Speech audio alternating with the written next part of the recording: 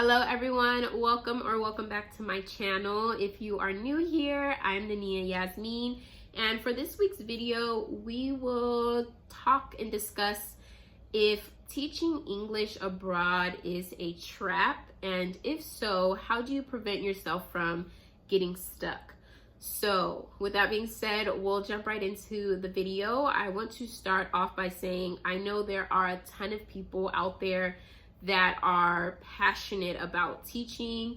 They know that this is the career path for them, and I think that's amazing. I have a huge appreciation for teachers. If that's you, then this video may not really speak to you. I'm really speaking to people like myself who wanted to try this out and were willing to try this out, but they always knew deep down that this wasn't what they were passionate about, and they really didn't intend to make a career out of it. So I will, I guess, start with a little backstory on how and why I decided to move abroad and become an English teacher. I'd say how this came about was I was 24 years old when the idea was presented to me through a friend. They introduced this idea to me, and it was really appealing to me at the time because, again, I was young and I really wasn't sure which direction my life was going, personally or professionally. I was still considered a recent grad at the time, and I just didn't really feel like there was anything I was passionate enough about to dedicate my time to in order to work a job essentially for the rest of my living days. For me, that was just not fitting. So that is how the road less travel kind of came about. I was just trying to escape that cycle that I felt like everybody was a part of. And so why I decided to teach English, because essentially I was just more so interested in leaving America. But how teaching English came about was, I'm sure if you're watching this video, you've done research already, you know, in order to move abroad, teaching English is one of the easiest ways you can make that happen and still make a living for yourself. So I thought this was perfect. You didn't need any prior experience, which I didn't have. All you needed was a bachelor's degree, which is what I had. And the hiring process moved pretty fast, as well as jobs were pretty readily available depending on which country you were looking at. So I figured this is something I can do and I can make it happen. But yeah, I never had any intentions of making a career out of being a teacher. I always enjoyed children enough to where I felt like this was something worth giving a shot at. But I didn't think, even at the time before I had become a teacher, that this was something I would do forever. So initially my plan was to move abroad for 1 year and that's what I set out to do. So I guess what I felt my purpose was, or what I wanted to fulfill within that year abroad, was, of course, the saving money and traveling was huge for me. That was very appealing for me. But most importantly, I was just looking for more time and more space to clear my head mentally. I felt like at home, when you're working, you're just trying to survive and stay afloat. And I never even had the opportunity to like explore other things. I have always been interested in a ton of things. Most of us are. We're talented in many different areas, but I didn't know how to make careers out of it or monetize them. I always kind of felt like I was interested in entrepreneurship, but again, I didn't have the words to kind of verbalize this at the time. I wasn't surrounded by people that had done it themselves. So you just get caught up in the cycle. Like, you just get caught up in the day-to-day cycle of just surviving. So essentially, I was trying to escape that. And I wanted to just be in a position where I had the time to explore a new world, explore a new culture, and, you know, learn new things, grow as a person, you know, be able to look at life from a different perspective, so that essentially I could figure some things out for myself, again, personally and professionally. I've been here 2.5 years now. That 1 year definitely came and went. 2.5 years, it feels like so long, but at the same time, when I say I've only been here 2.5 years, it doesn't seem like that, but so much has happened. Like, my life has completely changed within these 2.5 years. So it's crazy to even make videos like this. But I guess I'll go into why I think it can be a trap. It's not necessarily going to be the case for everyone, but why I think this can be a trap and why I feel like people can get stuck. There's a few different reasons, so I'll go ahead and go into those now. I mentioned in my pros and cons of teaching English video already. If you haven't seen that, I'll link that above and you can check that out as well. But I mentioned that there are really no opportunities for career growth in this field. Someone like me who wants to get into other things and explore different career paths and skills and things like that, it's very unsettling. You know, year after year, it can kind of feel redundant. And again, even though I personally feel like I'm in a better mental and financial space to explore other things, that option isn't even really available to me, especially in Taiwan as a foreigner. I'll say the second reason why you can get stuck here is because, again, when I moved here, my plan essentially was to only be here for 1 year.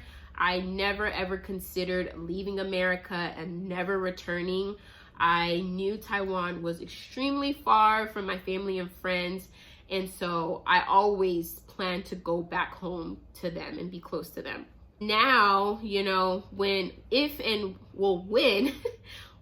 I decide to go back home and get into the workforce, essentially I'm starting all over. I have to get my foot wet into a completely different career. Now, there are a lot of transferable skills that you'll learn as a teacher. Professionally, I think most jobs and recruiters may want specific experience in the job or career that you are trying to get hired into. And so essentially, this time that I've been abroad is kind of like a monetized gap into my resume. Unless I want to continue teaching, then it doesn't really do anything for my resume. So the longer that you're here and the longer that you're doing this, I think if you plan to go back home, it could, in the long run, hurt your chances of getting into a new career, or at least make it a little harder the longer that you decide to stay away from home. So I understand why a lot of people decide to stay here. I've mentioned in many of my previous videos, one of the best parts of becoming an English teacher and moving abroad has been the lifestyle it provides me. Just with the salary compared to cost of living in Taiwan, at the end of every month, I do have extra funds that I can allocate to savings or investing in myself, or other businesses, or traveling with pre-COVID. You know, I have been allowed that. So that is checked off of my, goal list or whatever. I'm also in a stress-free work environment. So although I don't necessarily want to make a career out of teaching, I also don't dread work. I don't dread my job at all. I still, even 2.5 years later, enjoy the kids and enjoy what I'm doing.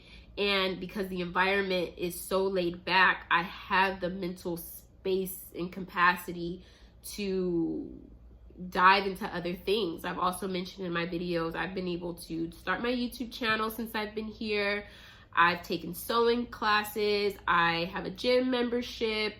I've taken classes to learn Mandarin. I mean, I have so much time to dive into other interests. When you're starting to meet foreigners and other teachers, one of the questions you'll always get is, what are your plans? How long do you want to be here? And for me, I would tell people, I'm just trying this out for a year and I'll see where I go from there. And most people will kind of, laugh and say, yeah, that's what we all thought. We all thought we'd be here for 1 year, and here we are many years later. I see why many people find comfort in the lifestyle, and so that's essentially why they stay 2, 3, 4, 5 years, so on and so forth. I have met plenty of other people who are like me, who are not passionate about this, but essentially they kind of are stuck. And as I've mentioned before, I think the longer you stay here, and if you do have plans of going back to America, I'm going to speak specifically to America because that's where I'm from, but if you do have plans of going back and getting into the workforce in America, I think the longer your gap is, the harder it could feel to get into a new career path. And so people just, you know, decide to, again, stay another year. I don't want to create this video to discourage anyone who is contemplating the decision to move abroad. This has absolutely been one of the best decisions I've ever made. I've said that over and over again, and I truly believe it. You know, my situation is just, of course, different because I've been here for 2.5 years. So, you know, things obviously change. I will say I recommend people to stay at least 2 years. I think the first year is not enough just because you're so focused on adapting to the changes. You're trying to get used to the day-to-day as well as your new job. But by the second year, you're a little more settled in, so you can actually have time to focus on other things. So I think 2 years is great. I don't even think 3 years is bad. But after 2 to 3 years, I think you should really have, and you still feel like, you know, you're not passionate about teaching, this isn't a career for you, you should really start to have this conversation with yourself and decide for yourself, okay, what is it that is holding me back? Is it because I need to stay here, you know, my purpose here is not fulfilled, or I'm just here out of comfort and fear and I don't want to take another huge risk? And so I guess I will just wrap this up and say, once your purpose has been fulfilled, you should really take a good look at your situation and decide, are you stuck, or do you feel like there's more for you to accomplish and gain from your experience with living abroad? If you know teaching is not your passion or the career goal you're going down, but you are abroad or you still want to go abroad, again, I don't want to discourage you and tell you that this is not worth it, because it 1000% is, but look at it as a means to an end.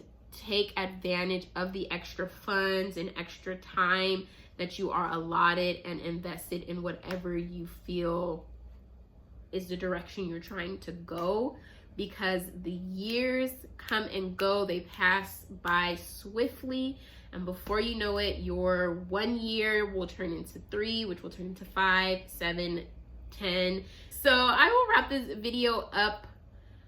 I think that's it for today. I hope it wasn't too chatty or ranty. I wasn't ranting too much. My voice is cracking up. Again, questions, comments, or concerns, please leave them down below. Again, I've mentioned in my last video, but I will tell you guys again, if you are trying to reach out to me via Instagram, I have a new page. It is nania.yasmin. Again, it is nania.yasmin. It's really similar to my last one, but just a slight difference. But yeah, thank you for your support as always, and I will see you guys next time.